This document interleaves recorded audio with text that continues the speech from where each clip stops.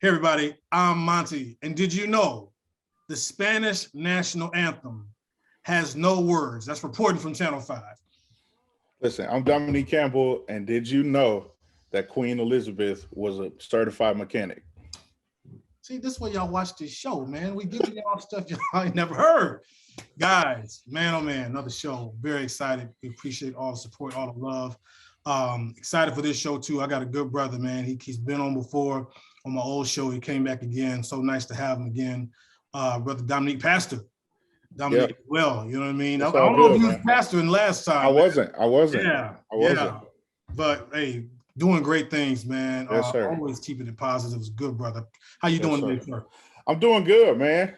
Just doing life, man. Just figuring it out as we go along and trying to stay as safe as possible out here in these COVID streets, and Sir, yes, sir. trying to make it happen in the meantime. So Yeah. that's it. So Let's so I wanted to talk today. We got a couple topics that we yeah, want to get to, but I wanted to start with we kind of pre-tape these shows, but I hope to run this one around Father's Day. And I wanted to talk because I know you're a father. yeah, I am not yet, but I wanted to talk about the role of the Black father in 2022 and beyond. 21st yeah, century.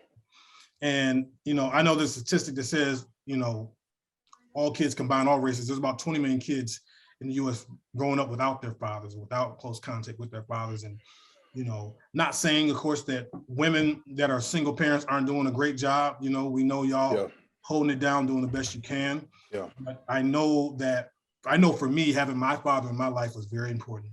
Right. And I know that even sometimes the kids I work with, I volunteer at the school, and you can see, especially, I don't know why, sometimes little boys, they just kind of gravitate toward that male Mm-hmm. attention. So let me ask you first and foremost, Yeah. how do you feel the state of the Black father in 2022 is, or how we're doing?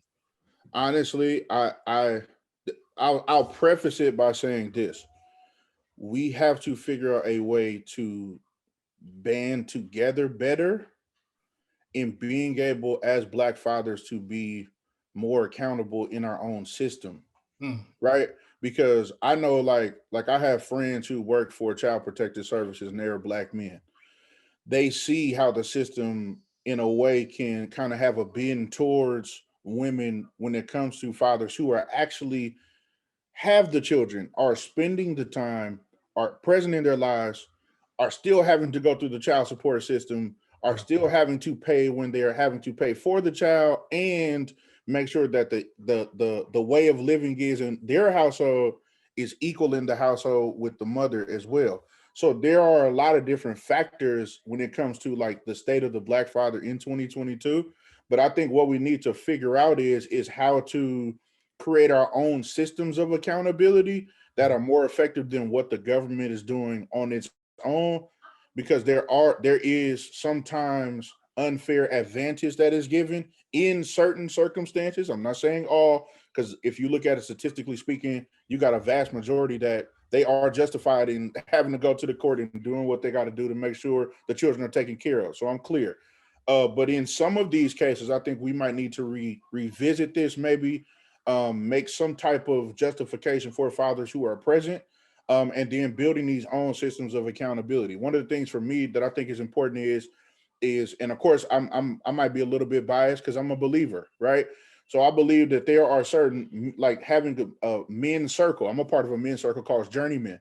We are accountable when it comes to how we handle our children, how yeah, we handle co-parenting, how we handle.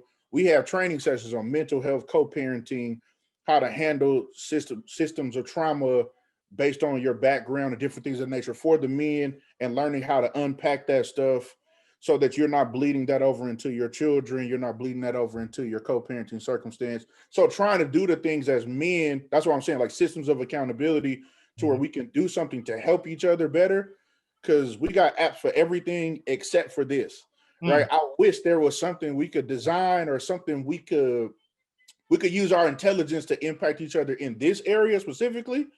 And so that's something I've been kind of praying to God about. Like, God, is there something we can do? First of all, as not only the church, but as Black men, is there something that we can do to band our brains together, in essence, to use our wit and our intellect and all these gifts of the spirit and all the rest of this stuff that we have available and accessible to us. Can we use it to help in this particular circumstance? Because a lot of men are suffering from a one bad decision or a one bad relationship, and now the rest of their life they got stuff looming over them, and now they can't get a driver's license. It's just a lot of different things that we're already dealing with stuff already. So to add this on, and it's coming from somebody that look like you, it is now feeding the whole machine of killing off the nature and the power of what a black man would totally be able to do. And I'm not saying that we're blameless, because we're not. No, but I'm just saying, like, if we have better systems of accountability, I think that'll be a place to start personally.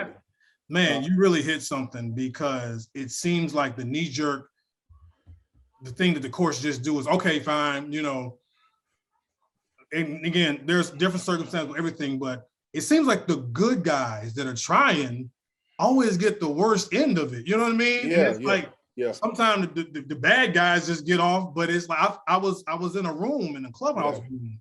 Yeah. I couldn't believe how many guys are like, there was one brother, which he said he was in Tennessee. He says, I have custody of my child and I'm still paying child support. I said, wait, what? Yep. And the room kind of went crazy on that, but it really seemed, and I hate that the system has to start taking over for our kids, because people that are in CPS, even they're good ones, they're like, if we can keep these babies, especially these black kids, out of this system, because it is just hard. It's hard when you lose the kids, all that. And I'm really trying to salute and uplift those brothers that are trying to do the right thing.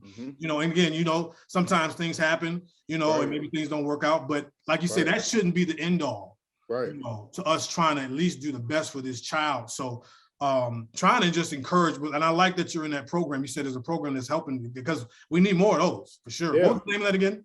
It's called Journeyman. It's actually run by a gentleman by the name of Jose Sabala. He's out of Modesto, California. He's a really cool brother, really good friend of mine. And he does this like on Zoom on like one Monday night out of the month. And these are kind of some of the things that we just have a moment to just be men and to talk about man. We don't have to talk about woman. We don't have to talk about the kids necessarily. We ain't got to talk about what we do in ministry. It's just kind of a room to just be yourself and to build a bond and be, you know, men have a hard time being vulnerable until they trust other men. So this is a safe space in essence where we could just get it out. This is how I feel. This is what I'm dealing with. I need somebody to tell me, you know, don't jump off the cliff. I'm not saying that that's, you know, but I'm just saying that this is kind of a room just where you could kind of detox and unpack your emotions in a way where you ain't being judged. Ain't nobody talking about you. They ain't calling you a sucker. You know, it ain't none of that, right? And please understand, for those who are new to me and my story, I am a father who is currently dealing with this right now. So I'm not talking about this from a vantage point where it's some outsider and I didn't read this in a theory book. I'm telling you, I know what it is to have had to be dealing with this currently right now and trying to figure out, like, is there a solution, right? I even saw some on the news recently where there was a gentleman who a lady was mad at the man, and so she was so mad at him that she ended up saying he was the father. The DNA confirmed he was not the father. They still had him on back child support for close to, like, I think $35,000 to $40,000, and he was about to go to jail. Wow.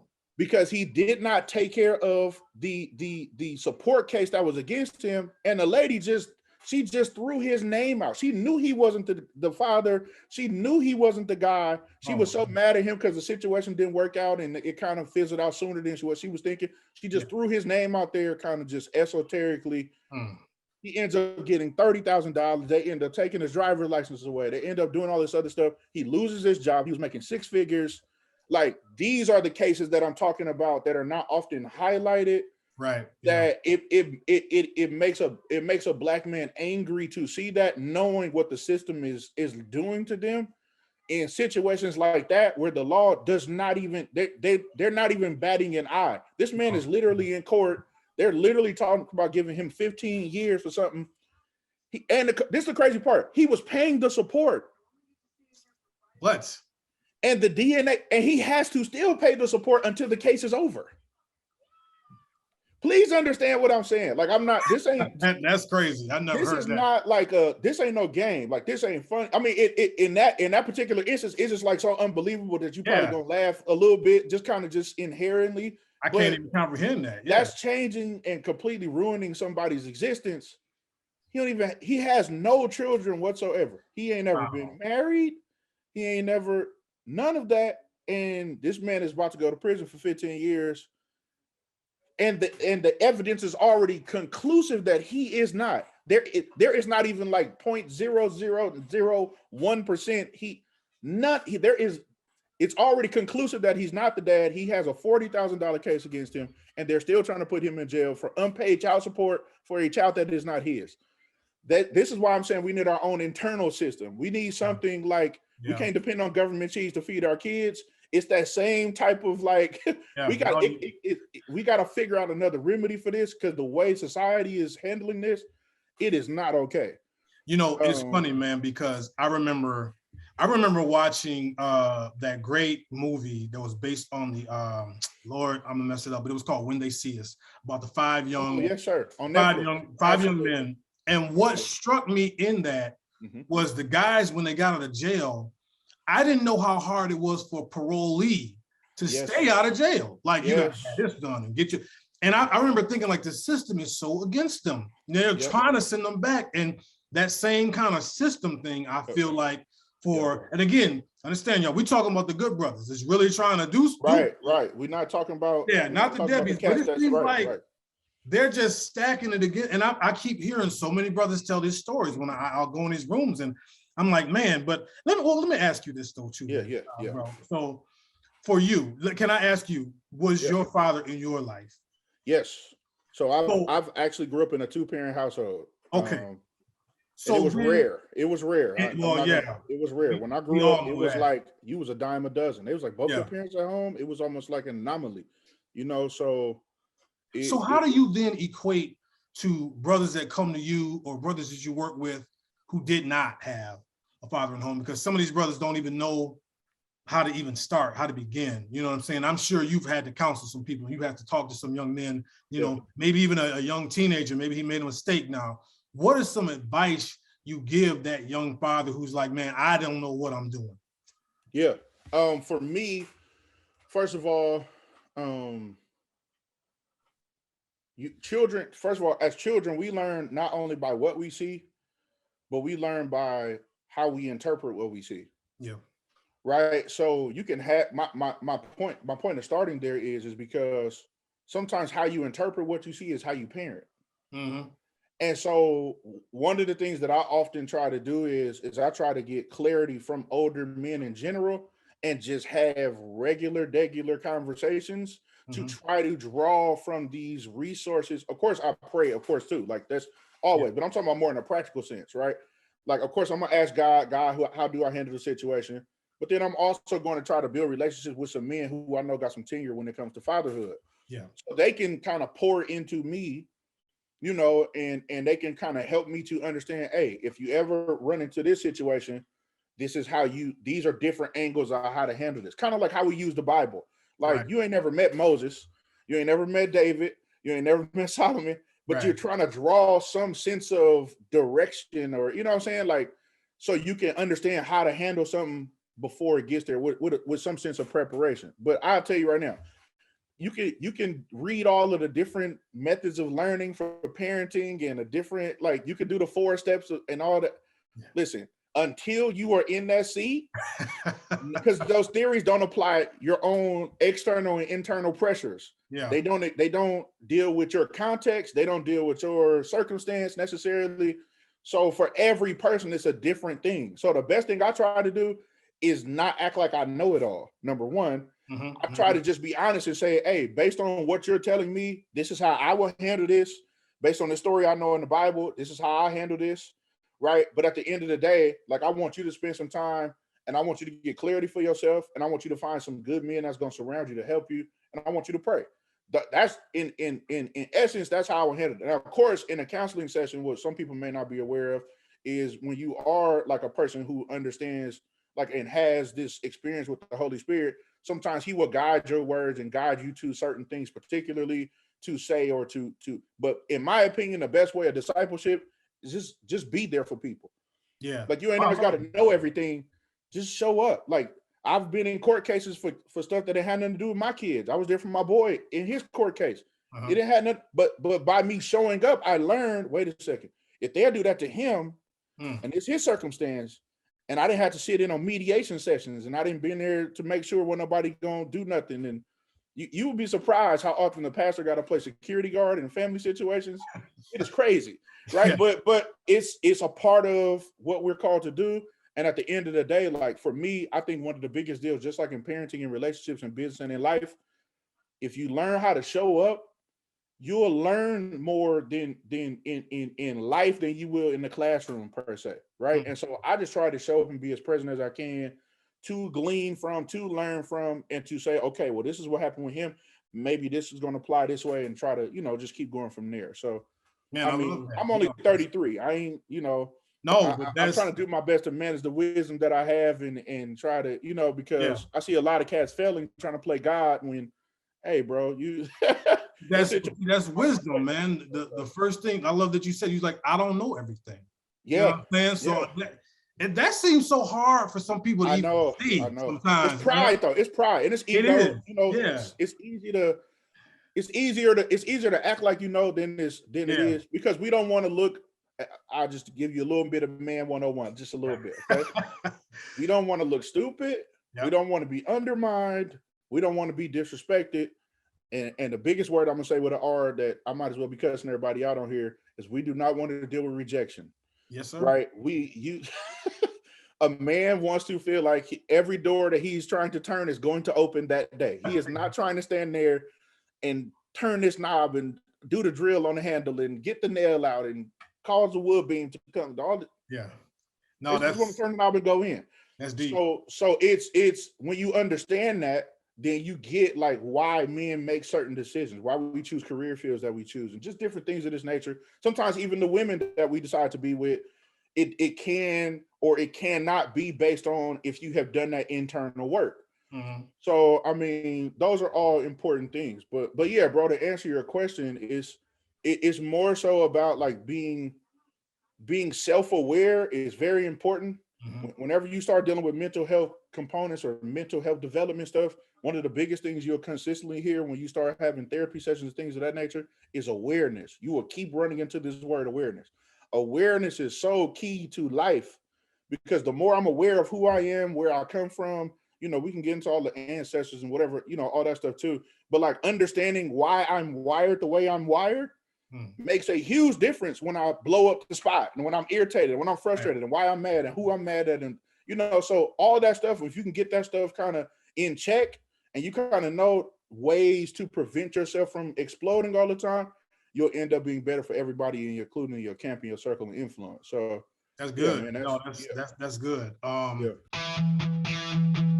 Ready or not, here we come. Nowhere to hide, nowhere to run.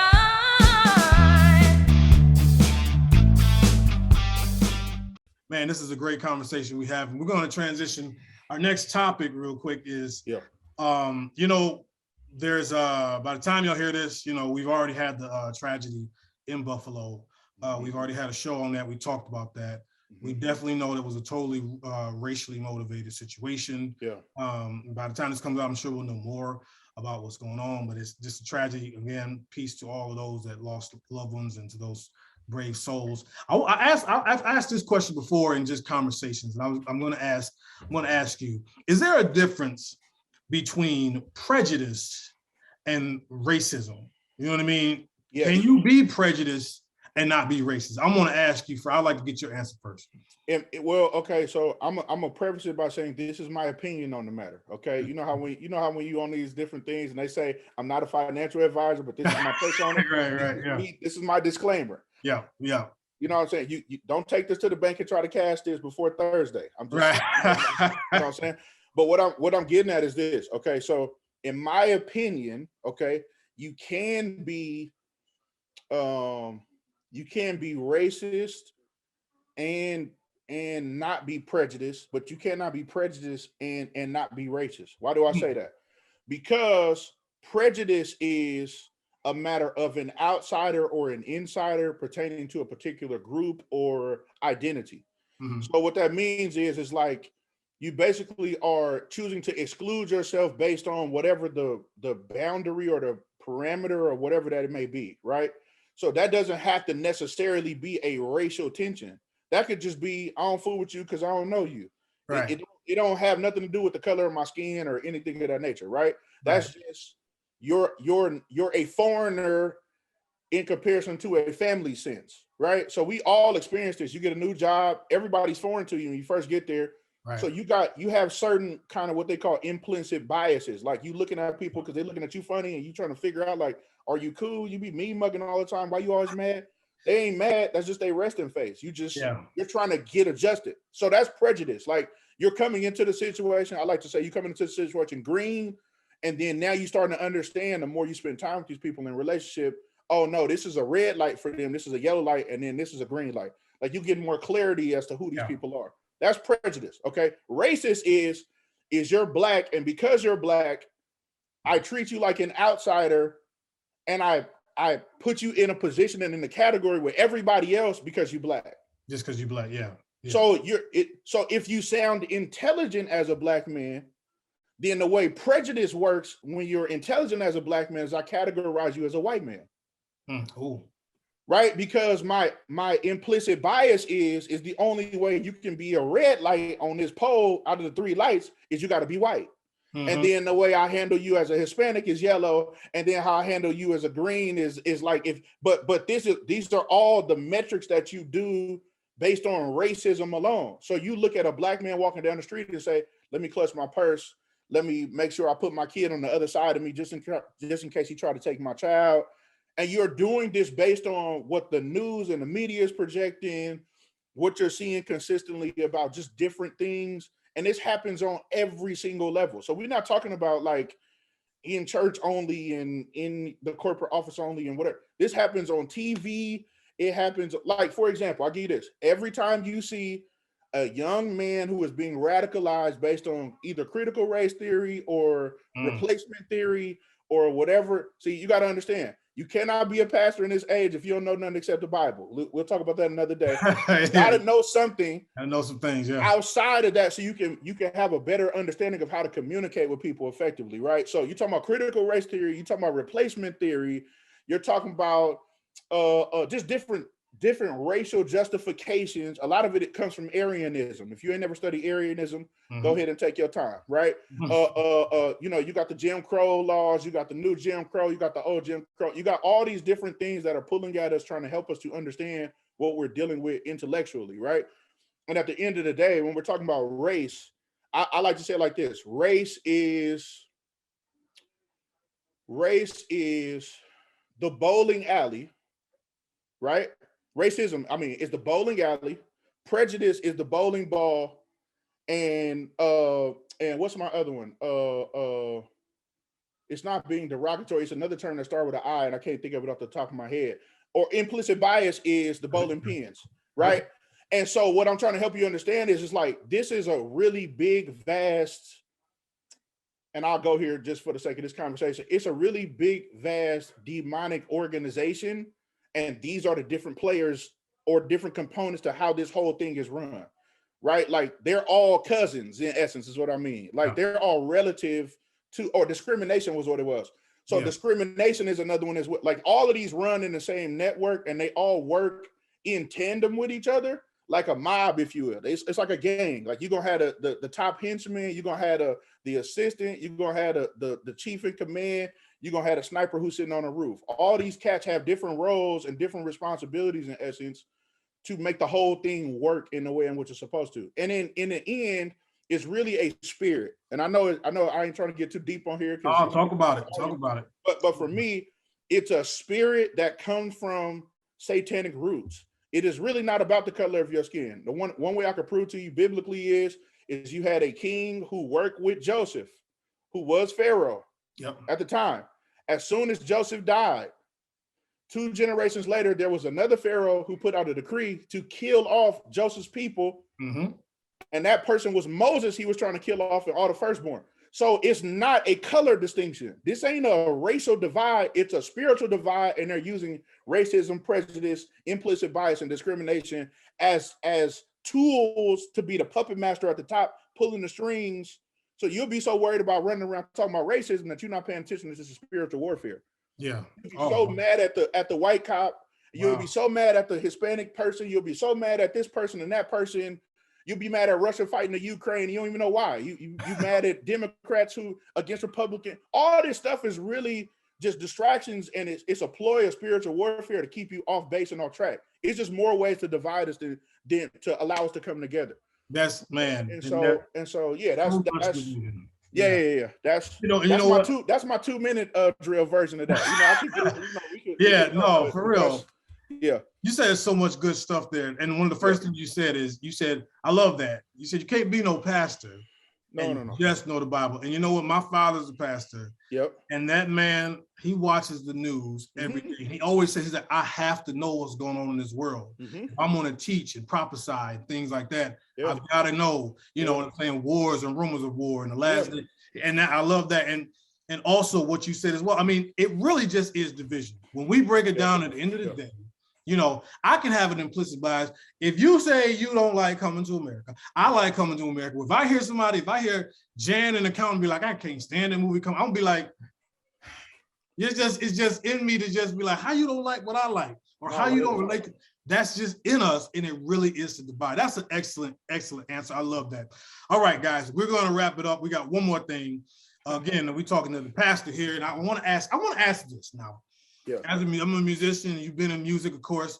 Great on percussions, drums, and things like that. With the advent of YouTube, and now we can see everybody having church. We online having church, and now we got musicians and bands and all that. I'm gonna say some church folk. Let me ask the question: Are praise breaks overrated now?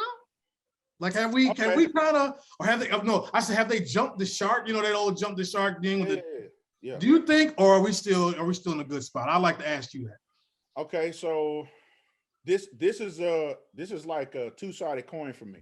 And the reason it's a two-sided coin for me is because when we say the term overrated, right? I don't think overrated is the proper term. I think what's happening is we're oversaturated with lack of excellence. Ooh, okay. So like we are hearing praise breaks, we're watching services, and we're trying to get a sense and a gauge for something that's supposed to be meant in a certain context, and try to put outside labels on it to make it become like something that it was never intended to be. Oh, I like that. Yeah. Right. So it's hard though, because it's supposed to be sacred. Yes. It's supposed to fit in a context. So the reason I say this is hard to kind of discuss in this way is because it's like me walking up to Kobe, right, God rest his soul, and talking to him about why he's not playing like Shaq. Yeah. It's not a fair, we're not having, in the same context, a guard or a forward, if you will, is not operating according to the same function and responsibility as a center. Their goals are different. Their analytics is different. The way they operate and function is different. And so what I'm saying is to try to fit shouting music into a praise break on TikTok for 2 minutes and trying to judge the entire service based on what you saw in this moment where it could have went well or it could have went bad is not a sign of the church. Oh, I like this. It's not a true, it's what we're in right now. And what's happening is if you pay attention to social media, what it's actually teaching us to do is make very long lasting decisions. It's really teaching us implicit bias on a ridiculously astronomical level. Yeah. You literally went from videos being, let's just say 15 minutes, on YouTube. YouTube used to be, if you put up content for an hour, you was doing great. Let's just use YouTube, for example. All right. Yeah, you're right. Now, YouTube has 15-second clips. They got 45-second clips. If you put content up for a smaller amount of time, you get more views. Yep. And so now, because we're trying to fit into this mode, we'll take a snippet of a praise break to think that's going to attract people to come to our congregations, and we're actually falling on our own sword, not realizing it, right? So it's like just because you have better camera equipment don't mean you got a better prayer life, right? Yeah. Don't be just because you got better flyers does not mean you have better, you don't have a better atmosphere, you don't have more encounters. So we're getting caught up in the distraction, if you will, on this end, right? By it ain't racism no more. Now is what your flyer look like. It's what does your praise team sound like. It's and so now all of this is starting to become a distraction because now you paying attention more to analytics than you are to souls being saved. You more worried about like how many people is joining as a member versus like the impact that you're actually having on people you don't even know you reaching. Yeah. So for me, what I had to come to grips was my ministry and what the Lord dealt with me on is your ministry is not called to build membership, it's called to build impact. I like that. Yeah. There are more people who are going to be influenced by me doing this podcast right now. Yeah. Than it ever will be who will come into the church doors. I'm cool with that because what it does is it puts you in a mind state, in a mind frame that this is not about butts in the seat. This is about how many hearts will be turned back to God, whether I know it or not. Yes. And so that's why if you follow me at all on social media, I stopped preaching on Instagram and I started asking questions. I used to post all my little clip, all my little sermon clips and yeah. I stopped. I said, you know what? Okay, if you're gonna give me 1 minute, I'd rather spend my 1 minute encouraging you and asking you a question. Because I would rather be relational on social media than transactional. So I had to shift my mindset to say, what are people looking for on social media? I had to understand social media, the different Instagram got it a certain way, TikTok got it a certain way, Facebook wanted a certain way, YouTube wanted a certain way. So I had to take a step back, understand what all areas I'm going into, what does each one want. It's just like you do with a woman. Come on, we men. If you can't treat every woman the same. Every woman ain't a TikTok woman, every woman ain't a YouTube woman, every woman, right? So, and if you single, that's why he started smiling, because he know what I'm saying. Yes, you sir. Gotta understand who you are talking to, who you dealing with, how they operate, what they like, what they dislike, what they do want, what they do not want. And if you want to be in a relationship with them, if you're trying to impress, if you're trying to get a better vantage or relationship or whatever, you're going to play by those rules. So for me, I started assessing certain situations. I'm like, no, I feel like I have more impact being relational with people on here and being social on social media instead of being churchy on social media all the time.